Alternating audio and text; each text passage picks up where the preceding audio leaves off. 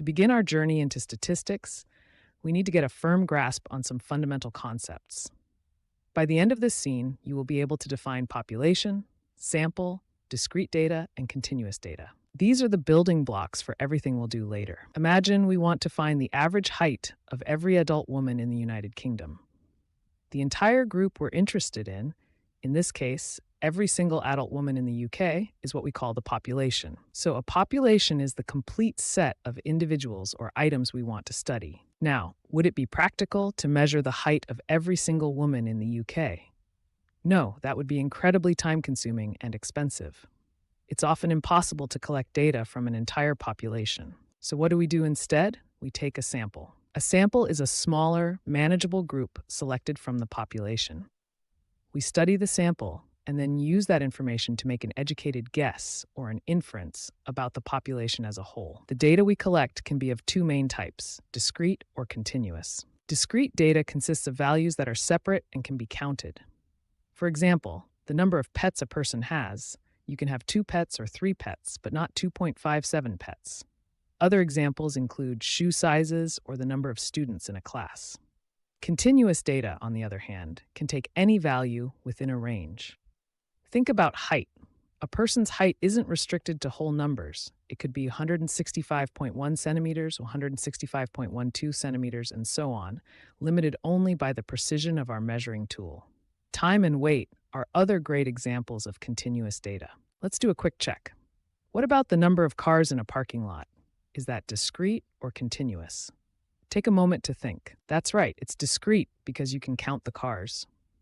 How about the temperature outside? That would be continuous, as it can be any value within a range, like 20.5 degrees. So, to recap, we've learned that a population is the whole group we're interested in, while a sample is a small part of that group we actually study. The data we collect can be discrete, meaning it's countable, or continuous, meaning it's measurable. These distinctions are key to choosing the right statistical tools later on. Now that we know what a sample is, we need to talk about what makes a good sample. In this scene, our objective is to explain the concept of a representative sample and define what we mean by sampling bias. This is crucial because the quality of our sample determines the quality of our conclusions. The ultimate goal of sampling is to get a sample that is representative of the population. A representative sample is like a miniature version of the population. The distribution of values in the sample should be roughly the same as in the whole population. If our population is 50% male and 50% female, our representative sample should also be about 50% male and 50% female. What happens if our sample is not representative? This happens when our sampling procedure is biased. Bias in sampling means the method used to select the sample tends to favor certain parts of the population over others. It's a systematic error, and it leads to misleading results. It doesn't necessarily mean the researcher is intentionally trying to be misleading. It's often an unintentional flaw in the study design. Let's consider an example. Suppose we want to know the political views of a town, and we conduct a phone poll in the middle of a weekday. Who is more likely to be home to answer the phone? People who work 9-to-5 jobs will be at work. Retired individuals, stay-at-home parents, or the unemployed are more likely to be available. Our sample would therefore overrepresent these groups, and our results would be biased. Let's look at a worked example from the textbook. A study on workplace productivity involved 492 employees from a single company. Based on their results, the report suggested that all workers in the UK should have flexible hours. The sample is the 492 employees, and the population they are trying to generalize to is all workers in the UK. Is it reasonable to generalize from this sample to that population? Take a moment to think about potential sources of bias. The answer is no, it's not reasonable. This sample is likely biased. The employees of one company are not representative of all workers in the UK. That company might be in a specific industry, like tech, where flexible hours are common and effective. The results might be very different in a manufacturing or healthcare setting. The company culture itself could be a factor. Therefore, we cannot confidently generalize these findings. So, we've now seen that the goal is a representative sample, which is a mini version of our population. We also learned that sampling bias is a flaw in our method that prevents us from getting a representative sample, leading to unreliable conclusions. To really drive home the importance of avoiding bias, let's look at some famous historical failures in sampling. By the end of this scene, you'll be able to analyze these examples to understand the concept of validity in statistics. We'll also introduce the idea of validity, which is about making sure our study actually answers the question we intend it to. Perhaps the most famous sampling blunder in history occurred during the 1948 US presidential election. The Chicago Tribune was so confident in its polling data that it printed this headline, "Dewey defeats Truman," before the results were final.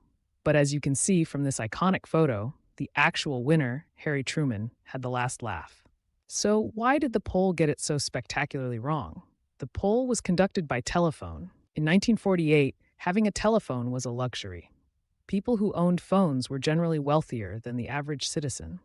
This wealthier group had different voting patterns and tended to favor Thomas Dewey. The sample was therefore heavily biased and did not represent the entire voting population. This brings us to the concept of validity. Validity asks, are we really answering the question we want to answer? The poll answered the question, which candidate do telephone owners prefer? But the question they wanted to answer was, which candidate will the entire electorate choose? Because of the biased sample, the poll was not valid for predicting the election outcome. An even bigger polling failure happened in 1936. A magazine called the Literary Digest conducted a massive poll for the presidential election. They got 2.4 million responses, a huge sample size. They predicted a big win for Alf Landon. In reality, Franklin D. Roosevelt won by one of the largest margins in history. The problem, once again, was a biased sample. They polled their own subscribers and people from car and phone registries, all of whom were more affluent than the average American during the Great Depression. What's fascinating is that at the same time, a young pollster named George Gallup made the correct prediction with a much smaller sample of only 50,000 people. How? He used a more scientific method called quota sampling to ensure his sample was representative of the population's demographics. This teaches us a critical lesson in statistics. The representativeness of a sample is far more important than its size. A small, well-chosen sample will beat a large, biased sample every time. By examining these famous failures, we can see how crucial it is to ensure our sampling methods are valid and unbiased. Without a representative sample, even the largest studies can lead to completely wrong conclusions. Sometimes, even with a good sample, you'll find data points that just look weird.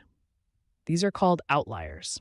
In this scene, our goal is to define outliers and discuss how to decide what to do with them. Handling outliers correctly is a mix of statistical analysis and good judgment. An outlier is any value that lies far outside the main cluster of your data. The key question when you find an outlier is, why is it there? It could be a genuine but rare value, or it could be an error. Let's consider a worked example. Alana is analyzing data on the number of hours schools spend teaching mathematics per year. Most schools report between 120 and 200 hours. Her software flags 3 outliers. The outliers are negative 175 hours, 4 hours, and 240 hours. What should she do with each one? Let's think about them one by one. First, negative 175 hours. Can you have a negative number of teaching hours? No, that's impossible. This is clearly a data entry error. The correct action is to go back to the original questionnaire to find the correct value and fix the error. Next, 4 hours. 4 hours per year seems incredibly low. It's not impossible, but it's highly implausible. A likely explanation is that the school reported hours per week instead of per year. Again, the first step is to investigate and try to correct it. If the value can't be verified or corrected, you might decide to discard it from the analysis because it's so different from the rest of the data, but you must report that you did so. Finally, 240 hours. 240 hours is high compared to the 120 to 200 range, but it's certainly plausible. This could be a specialized math academy or a school with a very intensive curriculum.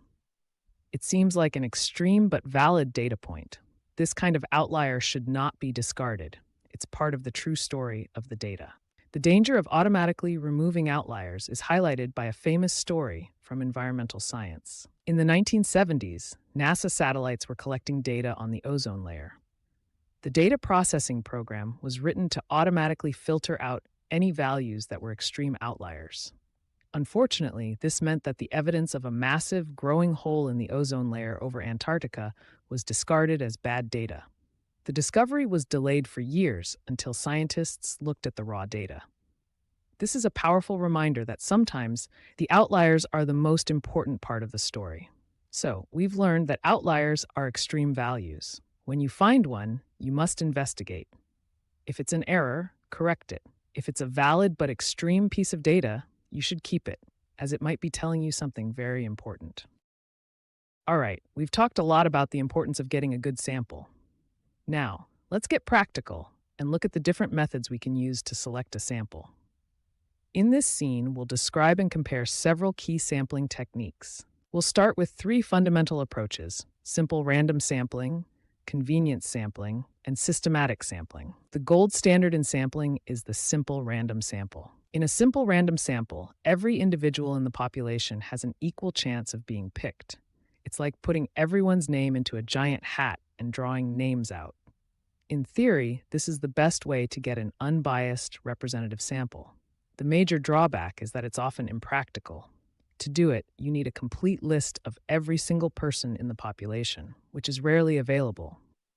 On the complete opposite end of the spectrum is convenience sampling. Convenience sampling is exactly what it sounds like. You sample whoever is convenient. For example, if a student, Shakir, wants to find the average height at his school and just surveys his friends on the basketball team, that's a convenience sample. It's easy, but is it representative? No. Basketball players are likely to be taller than the average student, so his results would be heavily biased. So simple random is great, but hard, and convenience is easy but bad. A method that tries to find a middle ground is systematic sampling. In systematic sampling, you order your population in a list, randomly pick a starting point, and then select every k-8th individual. For example, Shakir could get an alphabetical list of all students, start with the 7th student, and then select every 10th student after that, the 17th, 27th, 37th, and so on. This is much better than his convenience sample. It's simpler than a true random sample, but it still requires a list, and you have to be careful of hidden patterns in the list. To recap, we've looked at three methods. Simple random sampling is the ideal but often impractical. Convenience sampling is easy but very likely to be biased. Systematic sampling offers a more practical, structured alternative that can produce a good sample if done carefully. Let's now move on to two more advanced and powerful sampling methods: stratified sampling and quota sampling. By the end of this scene, you'll be able to describe how these methods work and perform the calculations for a stratified sample. These techniques are designed to ensure that important subgroups in the population are properly represented in our sample. First, let's talk about stratified sampling. The idea behind stratified sampling is to divide the population into distinct groups, or strata, that are relevant to the research. Then you take a simple random sample from each group, where the number of people you sample from a group is proportional to that group's size in the overall population. This guarantees that your sample will be representative across these specific characteristics. Let's work through an example. A school has 60% boys and 40% girls. We want to take a stratified sample of 50 students. Since the population is 60% boys, our sample should also be 60% boys. So we calculate 60% of 50, which is 30 boys. Similarly, since the population is 40% girls, our sample should be 40% girls. 40% of 50 is 20 girls, so we would randomly select 30 boys and 20 girls. Our sample of 50 now perfectly reflects the gender balance of the school. A very similar but more practical method is quota sampling. Quota sampling also starts by dividing the population into groups. But instead of taking a random sample from each group, the researcher uses convenience sampling until they meet a specific number, or quota, for each group. For example, a researcher at a mall might be told to survey 100 men and 100 women aged 18 to 35. They would then approach people who look like they fit that description until their quotas are full. So, what's the key difference between stratified and quota sampling? The key difference is how individuals are selected within the groups. Stratified sampling uses random sampling, which is less biased. Quota sampling uses convenience sampling, which is more practical but can introduce bias. For instance, the mall researcher might only approach people who look friendly and aren't in a hurry, making the sample less representative of all shoppers. In summary, both stratified and quota sampling ensure representation of key subgroups. Stratified sampling is statistically stronger due to its use of randomness, but quota sampling is often used in market research and opinion polls because it's more practical when a full population list isn't available. To wrap up our discussion on sampling, let's look at a very clever technique used for asking about sensitive topics. In this final scene, you will learn the purpose of randomized response theory and see how it works through an example. This method allows us to get truthful data on things people might otherwise lie about. Imagine you want to find out what percentage of students have ever cheated on a test. If you ask directly, some people who have cheated might lie because they are embarrassed or afraid of getting in trouble. This is called social desirability bias. Randomized response theory is a brilliant solution to this problem. It uses probability to allow individuals to answer truthfully while maintaining their privacy. The researcher can't know if an individual's answer is incriminating, but they can still estimate the overall proportion for the population. Let's walk through an example. A group of 120 students is part of a study. Each student is asked to secretly roll a standard six-sided die. If they roll a 6, they have to answer true or false to the statement, "I have cheated on a test." If they roll any other number, they answer true or false to the statement, "I have never cheated on a test." Notice that these two statements are opposites. The key here is that if a student answers true, the researcher has no idea why. Did they roll a 6 and admit to cheating? Or did they roll a different number and truthfully state that they have never cheated? This plausible deniability encourages honest answers. Now for the math. Let's say that in the study, 48 out of the 120 students answered true. We want to estimate C, the true proportion of students who have cheated. The probability of answering true is the sum of two possibilities, rolling a 6 and being a cheater, or rolling a 1 to 5 and not being a cheater. We can write this as an equation. The probability of answering true equals the probability of rolling a 6, which is 1/6 times C, the proportion who have cheated, plus the probability of not rolling a 6, which is 5/6 times 1 minus C, the proportion who have not cheated. Now we just plug in our observed value and solve for C. We know P true is 0.4. So 0.4 equals 1/6 C plus 5/6 times 1 minus C. We distribute the 5/6, combine the terms with C, and rearrange the equation. We find that 4C over 6 equals 5/6 minus 0.4. Solving this, we get that C is approximately 0.65. So our estimate is that 65% of the students have cheated. And we were able to find this out without ever knowing the status of any single student, which is pretty amazing. This concludes our introduction to sampling. We've seen why it's important, the dangers of bias, the different methods we can use, and even some clever ways to get at sensitive information. A good sample is the foundation of good statistics.